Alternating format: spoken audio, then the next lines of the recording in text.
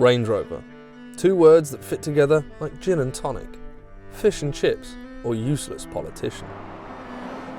The Range Rover has been the British symbol of wealth, class and subtlety since 1970, with the very first models rewriting the rules of what an incredibly capable off-road machine has to be and feel like. These cars have wafted much of the world's great and good, from royalty to sports personalities, from farmers to drug dealers.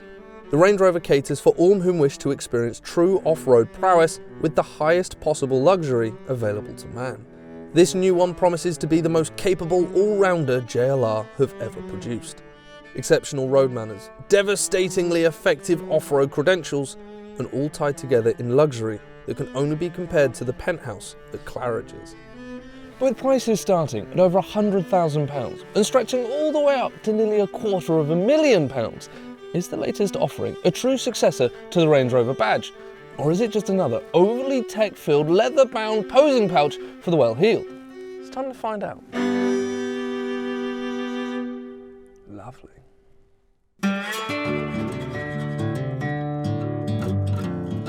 When the Range Rover hit the markets back in 1970, it was an undeniable revolution.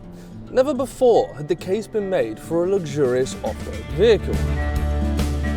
I guess you could argue that the Jeep Wagoneer was the first to do this, but then Americans wouldn't really know true luxury if it was covered in sugar and found their cousin sexually attractive. But why on earth would one want to cross a recently ploughed field, traverse a rocky mountain path, or even enjoy the wildlife on the Serengeti while sipping on champagne in total comfort? How absurd. It was, however, a generational success story. We have to remember that when the first Range Rovers came to the world's markets, this was at a time when car manufacturers told us, the consumer, what we would like, rather than we, the consumer, telling the manufacturer what to build. The first models, released back in 1970, combined Land Rover's now famous off-road ability. They combined it with speed, comfort, and the ability to call all other road users peasants. It was instantly loved by all peoples and car critics alike. Everybody seemed to fall in love with the Land Rover's now sophisticated and well-groomed stepbrother. The Range Rover wasn't a luxurious vehicle that could go off-road. No, it was an all-conditions conqueror of all that just so happened to also be luxurious. For 42 years, the Range Rover was always designed from the angle of creating the most capable 4x4 off-roading vehicle that happened to be luxurious. However, with the release of the L405, the vehicles produced between 2012 and 2021, it seemed as if there was a shift. No longer was the car designed to be an all-conditions conqueror of all that happened to be luxurious, but it felt as if the car was now purely luxurious, that was able to then go off-road. Do you see the slight difference there? The L405 did not feel as if the pilot was supposed to be wearing muddy Wellington boots, nor using thick thin-sulate gloves whilst using the infotainment system. The L405 definitely felt as if it was more for the country club and the golf course than it was for the African safari or muddy hilltop pursuits.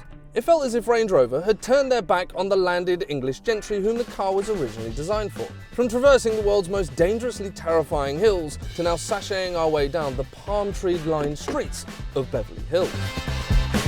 But where does this new one, the L460, fit in? Is it more like the classic, the P38 and the L322? Or is it more a continuation of the L405? From the outside, the body has been even further sculpted and refined to make the body look smooth and curvaceous, continuing the design language that we saw introduced back with the Range Rover Evoques in 2011. From the front and the side profiles, I think this vehicle looks utterly fantastic. Yes, it is incredibly vast, but the silhouette is rather masculine, and those little details help to hide the vehicle's overall size. And this particular vehicle, finished in Belgravia green over ivory, is just orgasmic. And I mean, look at those wheels. They are just, delicious. However, I doubt you're ever going to want to take a set of 22s green laning. At the rear of the vehicle, however, I'm not such a big fan. I can see what Range Rover have tried to do in making it minimalist and hiding as much as possible with the rear lights and the rear diffuser, but I much prefer the designs of old. It somehow feels too minimalist. whilst also being far too busy. I don't know how they've done that. And I'm afraid on the inside of the vehicle, the previously sparse smattering of buttons ready for the driver to control have been reduced even further still. The only buttons that I have to control from here in the driver's seat control my seat, the hazards, the double glove box over there, and then also the panoramic roof. Everything else is controlled down on this haptic touchscreen in front of me.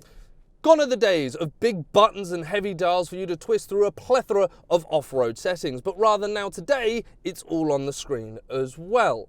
And for a vehicle that is supposed to be off-road focused, the fact that I have to swipe twice on the screen before finding the off-road settings, I find that rather upsetting. The best seat in the house always used to be here, the captain's armchair. However, it definitely feels as if Range Rover believes the person in charge is going to be sat here in the rear seats. Not only do I have more legroom than you would see on a private jet thanks to the car being in chauffeur mode, but I can also control things that you would expect to only be available to the driver. For example, I can dictate both of the rear windows and the panoramic roof above. And even further still, I can dictate the entire climate of the vehicle, something that my father would never have allowed. And I feel that this will become incredibly laboursome on long drives to the in-laws with those little ankle biters and angst-riddled teenagers. Yes, I know I'm close to a cyclist. But this really calls into question, is all of this technology actually worth it? For example, when you walk up to the car with the key in your pocket, the car fires into life. The headlights turn on, the door handles and the side skirts pop out, which I personally think look fantastic.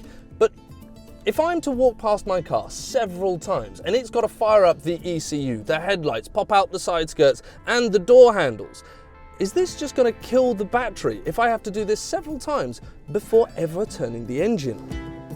The driving position is classically imperious. Yes, okay, there isn't as much visibility as you got in the L322 thanks to shorter windows and smaller mirrors. But this car hides its incredibly vast size very well. It feels as if you're sat within the car, not on top of it as you previously did. And this is a positive thing. Its road manners are second to none. The ride is absolutely exceptional. There's no wallowing or extreme body roll as you're making your way through a brilliantly twisty gorge such as this. And it again hides its size very well. It feels like a much smaller car than it is. The L460 completely ignores and flattens imperfections in the road, much like the Labour Party and the general electorate. It doesn't feel like a magic carpet. It actually feels like a big executive saloon like an S-Class or a 7 Series, but with the added benefit of riding high and above the hedgerow. This particular car is powered by a 3-litre 6-cylinder engine that is then mated to a plug-in hybrid system. Now, I don't know how many kilowatt hours it has because I don't care about funny electronics. However, this land yacht now can take off more like a powerboat. The engine is unbelievably quiet and it's deliciously refined. That being said, it's only been able to muster 25 miles per gallon, and that's a whole 10 miles per gallon less than my 4.4 litre turbo diesel V8 L322, which happens to be 13 years older than this. But I would like to caveat that last statement, because when this car was delivered to me, it had no electrical charge for the plug-in hybrid motor. And because I don't have a fast charging point at home, I have not been able to add any electrical charge to the engine. And I would assume that if this car had a lot of electrical energy, then the MPG would be much higher than 25 MPG. On the road, the Range Rover has always demanded respect, and it's always won you the game of, no sir, I believe you will reverse back down this tiny little street. However, when making your way through tiny little villages, it can feel incredibly daunting thanks to the vehicle's overall size. Couple that with the fact that the infotainment system always likes to remind you that you're getting incredibly close to the beaten up Corsa on the other side of the road, just adds to that terrifying feeling somewhat.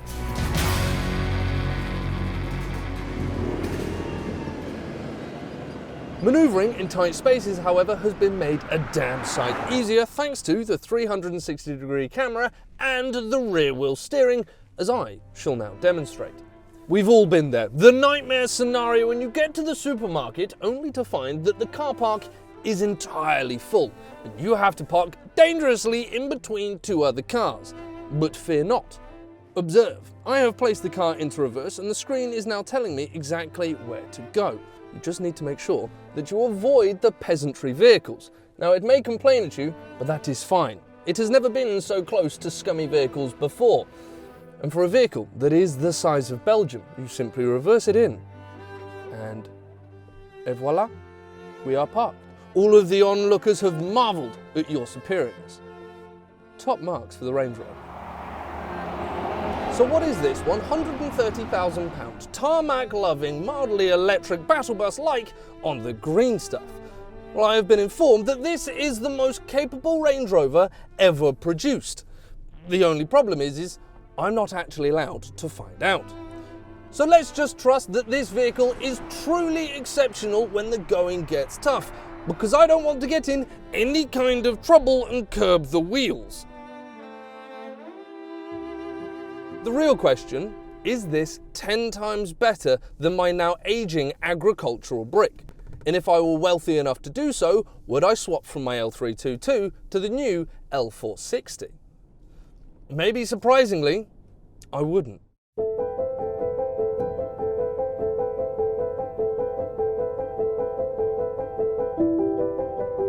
This car is truly marvellous. The ride is sublime. It's full of unbelievable technology, and it is far more capable in every measurable way than my beloved L322.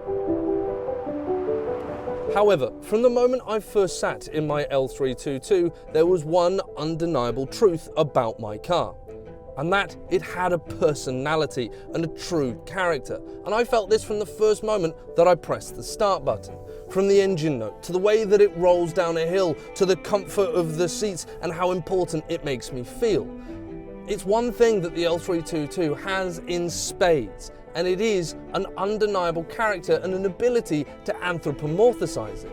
And I feel that that is the one thing the L460 is missing. Is I can't see it as an old friend. This car just feels too clinical, and dare I say it, exactly the same as every other modern luxury vehicle. For example, if I took away the badging on the steering wheel and maybe removed the buttons for the double glove box, I wouldn't be able to tell you what vehicle this actually is. And herein lies the problem. The Range Rover no longer feels like a truly capable off-roader that happens to be luxurious, but rather it is an incredibly luxurious vehicle that can go off-road. You know this car will never really be used off-road. It's not going to see a muddy track or a rocky hill pass, unless it's, well, the car park to the Goodwood estate or a gravel trap driveway to the manor house. It would almost feel wrong to take this car off-roading. I would forever be worried about the wheels and the paint, and that just shouldn't be the case in a car like this. I've truly enjoyed my time with the L460. I genuinely mean this when I say it, that this is a fantastic car, but it does feel rather befitting that we finished here at a golf course. You see, this car has hammered home a belief that I have held for a while, and that is that the best cars ever produced were done so between 1995 and 2015. This 20-year time period saw the adaptation of technology into cars without subtracting away from their character. Auto manufacturers, if you're listening, bring us back buttons and dials in replacement of stupid plasma screen TVs. Give us enough technology so that we can incorporate our phones, listen to our own music and be guided by Google Maps. But don't give us so many driving aids that it feels like the car actually wants to drive itself and that it believes it can do a better job. I truly love and adore my L322 and I wouldn't swap them. I do not believe that this car is worth 10 times the price of a 13-year-old agricultural brick. Ladies and gentlemen, thank you so much for watching. I hope you have a truly fabulous day, and as you were.